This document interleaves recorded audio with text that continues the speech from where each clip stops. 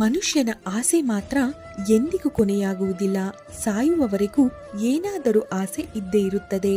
ಅದಕ್ಕಾಗಿಯೇ ದೇವರಲ್ಲಿ ನನಗೆ ಕಾರು ಕೊಡು, ಬಂಗಲೆ ಕೊಡು, ದುಡ್ಡು ಕೊಡು, ಆಸ್ತಿ ಕೊಡು, ಹೀಗೆ ಹಲವಾರು ಬೇಡಿಕೆಗಳನ್ನು ಇಡುತ್ತಾನೆ.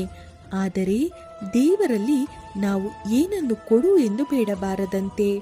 ಯಾಕೆ ಹೀಗೆ? ಬನ್ನಿ ತಿಳಿಯೋಣ.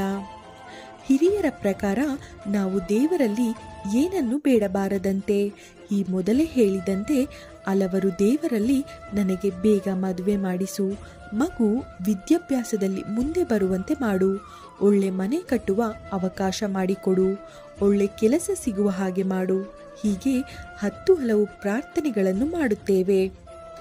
ಆದರೆ ದೇವರು ನಮಗಾಗಿ ಇದಕ್ಕಿಂತ ಉತ್ತಮವಾದ ವ್ಯವಸ್ಥೆ ಮಾಡಿರಬಹುದು. ನಾವು ಕೇಳಿದ್ದಕ್ಕಿಂತಲೂ ಉತ್ತಮ ಜೀವನ ಕೊಡಲು ಅವನು ನಿರ್ಧರಿಸಿರಬಹುದು. ಆದರೆ ನಾವು ಅದಕ್ಕಿಂತ ಚಿಕ್ಕ, ಅದಕ್ಕಿಂತ ಕಡಿಮೆ ಮಟ್ಟದ ಪ್ರಾರ್ಥನೆ ಮಾಡಿ ನಮ್ಮ ಲಕ್ಕನ್ನು ನಾವೇ ಕಳೆದುಕೊಳ್ತೀವಿ. ಆ ದೇವರಿಗೆ ನಮಗೆ ಏನು ಕೊಡಬೇಕು ಮತ್ತು ಏನು ಕೊಡಬಾರದು ಅನ್ನೋದು ಗೊತ್ತಿರುತ್ತದೆಯಂತೆ. ಹಾಗಾಗಿಯೇ ಹಿರಿಯರು ದೇವರು ಹಣೆಬರಹದಲ್ಲಿ ಬರೆದ ಹಾಗೆ ಆಗುತ್ತದೆ ಎಂದು ಹೇಳುತ್ತಾರೆ. ಹಾಗಾಗಿ ನಾವು ದೇವರಲ್ಲಿ ಏನನ್ನು ಕೇಳಬಾರದಂತೆ.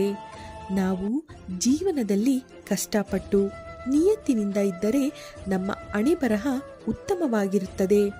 ದೇವರಲ್ಲಿ ಹೀಗೆ ಬೇಡಿ ಅಷ್ಟೇ, ನನ್ನ ಕಷ್ಟಕ್ಕೆ ತಕ್ಕ ಪ್ರತಿಫಲ ಕೊಡಿ ಎಂದು ಕೇಳಿ.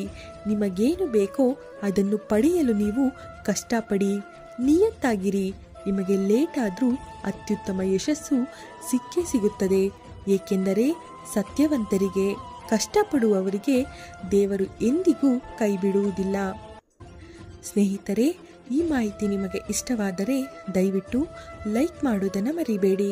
ಹಾಗೂ ಮತ್ತಷ್ಟು ವಿಡಿಯೋಗಳಿಗಾಗಿ ನಮ್ಮ ಚಾನಲನ್ನು ಸಬ್ಸ್ಕ್ರೈಬ್ ಮಾಡಿ. Thank you so much.